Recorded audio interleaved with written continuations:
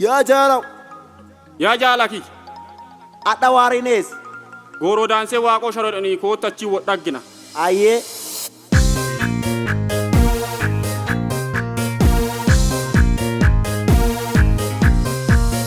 Kule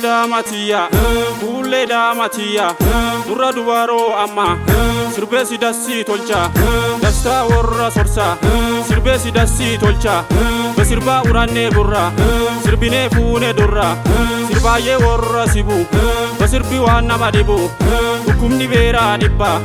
hukuse sitti sirba, kiya anantore, entaja dutu ole, bebe talitu dole, shakiso bala bata, abbara dure male,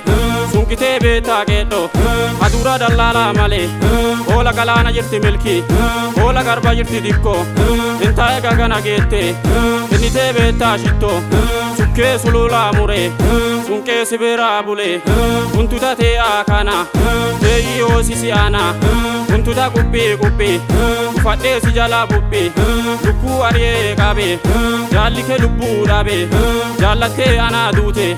jalake biyen fute, jalake arre adi,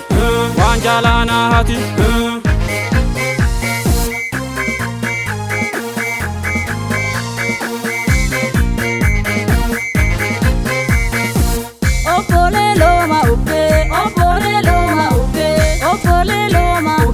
Jibbe kanyama uppe, nori ashama uppe, sare kalate uppe, tofta barate uppe, juba ejita uppe, dura fekisa uppe, latalo late doga uppe, ofolan sitti gofa uppe, echa ergisi uppe, echi lefisi uppe, tore magala uppe, inne darava uppe, nolen simbira uppe, nolin sirbina uppe, lowan popasi uppe, konna bu arsi uppe,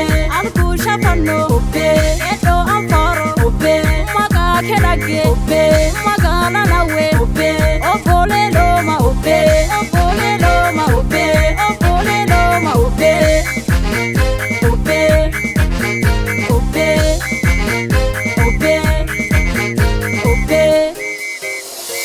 Kule da matiya, jirmarra kale hole, jirmo jaddutu ole, upa harre fete, ute nagadete, galalchi ana ume, motuma ana shume, zamzami tore jirtu, sosobe sivida, begurba wana bitu, balla midu osu,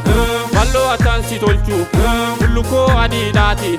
borra esati lati, machala hidaketi, machoe aninketi, lolan jibicha dale, lole sifana gale, jirun santin bitu, anifa si jalladde, atifa jirun jirtu, warani harka jira, nami akkana sirbu,